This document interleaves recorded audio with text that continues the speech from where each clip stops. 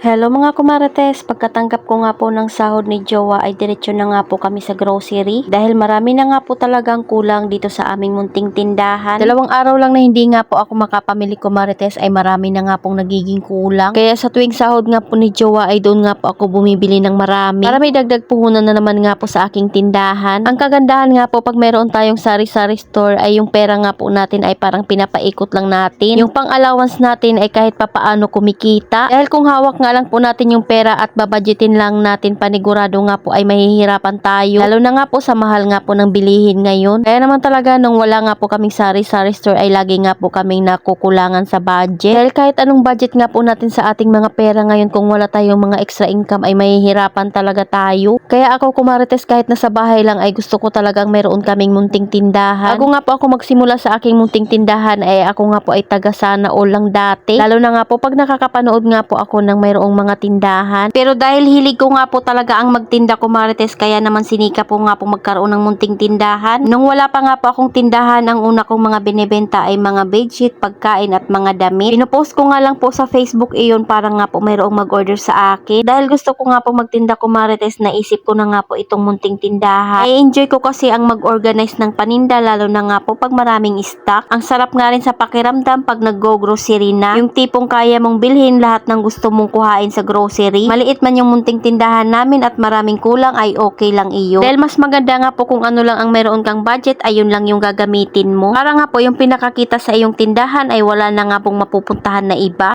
Abay, kung hindi pa kami nagtindahan, hindi ko may experience na magkaroon kami ng ref. Dahil iyon nga po yung pinakauna kong naipundar sa aming munting tindahan. Marami pa akong hindi alam sa pagtitindahan pero sinisikap ko nga pong mapalago ito. Ayan, at kumukuha na nga po ako ng mga kape kumarites. Kung makikita nyo lang talaga yung tindahan ko at blanco-blanco na talaga yung mga kape. At yung mga gatas nga. Kuha na nga rin po ako nito kumarites dahil nung nag-aayos nga po ako ng aking istante ay wala na nga pong mga sunrocks. Kaunti lang naman yung kukuhain ko kumarites para nga po mabudget lang yung dala ko. Tagtatatlo doon sa maliit at tagdadalawa nga po sa mga malalaki. Kumuha na nga rin po ako ng 2 surf popcorn dahil ito nga po ay may free. Maghahanap sana ako ng may free na surf kaso wala nga po, kaya lang marami nang naghahanap kaya kumuha na rin ako. Wala nga po masyadong may free ngayon kumarites, kaya tagi-isang piraso nga lang po yung kinuha ko. Nagdadagdag lang talaga ako ng marami pag meron nga pong libreng isa. Ayan, at kumuha na nga rin po ako ng bar. Hindi rin talaga ito pwedeng mawala kumarites dahil marami nga pong naghahanap niyan. Itong tipid pack nga po ay kukuha lang ako ng 2 peraso. Kukuha na nga rin po ako ng tig-iisang haba na shampoo. Ganito lang talaga yung ginagawa ko kumarites kung budget nga lang po yung dala kong pera. At least pag meron nga po silang hahanapin ay meron nga po akong maibigay. Syempre yung mga paboritong snack nga po ng mga bata. Iba't ibang flavor na nga po yung kinuha ko. Ako na nga lang po yung nagbibideo ngayon kumarites dahil si Jowa nga po ay nakapila na. Para pagkatapos ko nga pong kumuha ng mga bibilhin namin ay diretso bayad na nga po. Binibilisan ko na nga pong kumuha kumarites dahil alam ko nga po si Jowa na yung nagbabayad. Para makahabol nga po ito doon sa binabayaran niya.